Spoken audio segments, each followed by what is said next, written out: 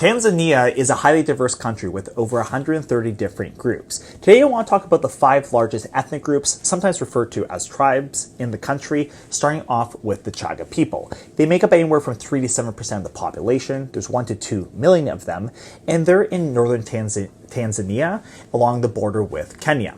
The Chaga people are considered some of the most economically successful groups in Tanzania. This is due to them living on very fertile soil around Mount Kilimanjaro.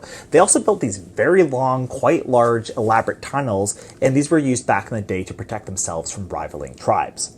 At number 4, we have the Makonde. They make up anywhere from 3 to 7% of the population. There's roughly 1 to 2 million of them living in the country, with a further 240,000 living in Mozambique. And they're in the southern part of Tanzania, along the border with Mozambique. Surprise, surprise. The Makonde were fierce resistors, resisting both European and Arab efforts to enslave them. They are also known for their wood carvings, most famously the sculpture called the Tree of Life, often referred to as the Ujama, and this sculpture is often sold internationally. At number 3, we have the Haya people. They make up anywhere from 2 to as high as 7% of the population. Most numbers I saw said they make up roughly 4% of the population.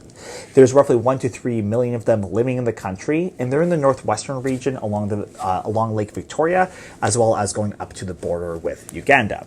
And they used to produce really high quality steel. Now, this may not sound too interesting, but this high quality steel was produced 2,300 years ago, and it was produced in vast quantities. The reason why that's so significant is because Europeans, who like to take such pride in their innovation and technology, were not able to do this until another 2,000 years later, almost entering the modern period in the 1600s. So the Haya were actually 2,000 years ahead of the Europeans in terms of making this high quality steel in vast amounts. At number 2, we have the Nyamwezi. They make up anywhere from as low as 4% to 10% of the population. Most numbers I saw said that they make up roughly 5% of the population. There's 2 to 5 million of them living in the country, and they're in the northwestern part of the country. They're known for their long-distance trading that they used to do, which was trade that went all the way from Lake Victoria to the ocean.